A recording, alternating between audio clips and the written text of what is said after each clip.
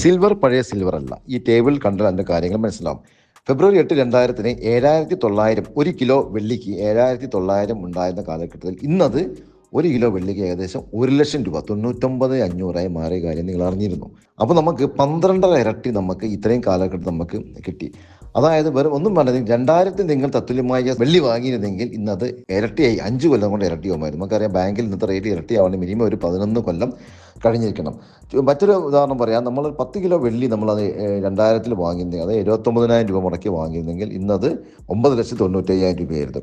അതിന് പകരം ഈ 10 കിലോ വെള്ളിക്ക് പൈസയായ 79,000 രൂപ നമ്മൾ ബാങ്കിൽ 8% ക്വാർട്ടർലി കോമ്പൗണ്ടിങ് കിട്ടിയിരുന്നെങ്കിൽ ഇന്ന് വെറും അത് 5,72,000 രൂപ മാത്രമേ ആവുമായിരുന്നുള്ളൂ. അപ്പോൾ നമുക്കത് സിൽവറിൽ ഇൻവെസ്റ്റ് ചെയ്തതിൻ്റെ ഗുണം നമുക്ക് മനസ്സിലാക്കാം. വളരെ സേഫ് ആയിട്ടുള്ള ഇൻവെസ്റ്റ്മെൻറ്റ് ഓപ്ഷൻ തന്നെയാണ് സിൽവർ ഇപ്പോൾ.